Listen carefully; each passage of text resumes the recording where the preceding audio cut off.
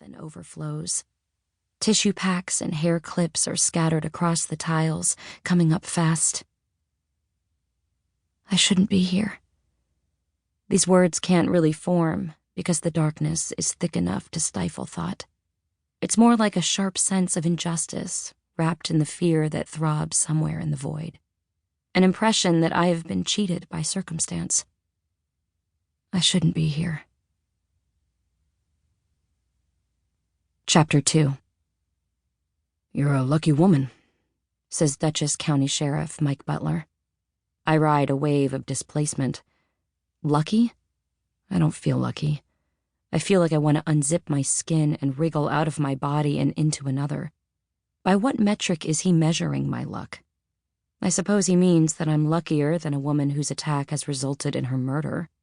I want to tell him, lucky is what you are when you win the lottery. I calculate how much time has elapsed since the attack. 10, 11 hours at most. Now I understand all those survivors' stories on Dateline in 2020. It happened so fast. It's amazing what can be compressed into mere seconds of a human life. Butler takes off his hat and rocks on his heels. I know his face and name from a campaign billboard near my town's highway off-ramp. On the billboard, his face is somehow both jowly and chiseled, as if the features of a hard-ass drill sergeant were superimposed onto a mall Santa.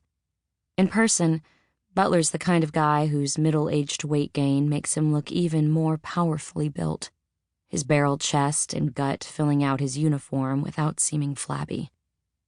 Behind his shaved head is the classic hospital corner-mounted television. Wan light comes through vertical slats in the blinds and paints staccato lines on the wall. Saturday morning, I think. Words that conjure up Pilates for me, a long run for my boyfriend Matt, and an extended gaming session for my son Danny. And then, like a ravenous, plundering army, we take our reward. Brunch. When my boys and I brunch, we brunch hard. Pulpy juice straight from the gleaming contraption, huevos rancheros, black beans, avocado, crispy bacon, home fries, strawberries from the little roadside stand. Butler clears his throat. "Okay," he says. Then he puts his hat back on and studies the cup of water on the bedside table, like it holds the key to cracking this case wide open. I think, perhaps unfairly, that he has no idea how to talk to a woman wrapped in bandages, lying in a hospital bed. I am his mother, his sister, his wife. My victimhood disturbs him. It's not what he signed up for. He takes a step closer to my bed. "You took quite a shot," he says. From this angle, I can see the landscape of razor burn under his chin. "Lucky lady." It's almost funny, in an existential nightmare kind of way. Trapped in a hospital bed, while a man reminds me how lucky I am, over and over again. He glances at my freshly bandaged wrists, and his eyes travel across my older scars, exposed by my short-sleeved hospital gown. Then he looks me in the face. "I was just at your house. That's quite a thing you did." For the first time, it dawns on me that my house is a crime scene. It's probably crawling with cops and forensic techs.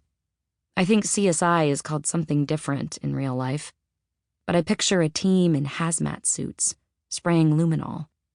In reality, it's probably 2 local cops in rubber gloves, poking around our dressers and desks, combing through the front hall, the guest room. Suddenly, I'm laser-focused. I can feel a manic surge begin in my toes and course through my body. The jagged mosaic of sights and sounds from last night comes together in the man's cold eyes, framed in a tight oval of black fabric. I manage to hold on to it for a second, but then the mosaic goes out of focus. Cobbled together images of things I didn't actually see run through my mind. A man in a tracksuit and balaclava walking down the sidewalk in broad daylight. His arms are long, too long, and his shadow pours like oil down the street, up my driveway, through my front door.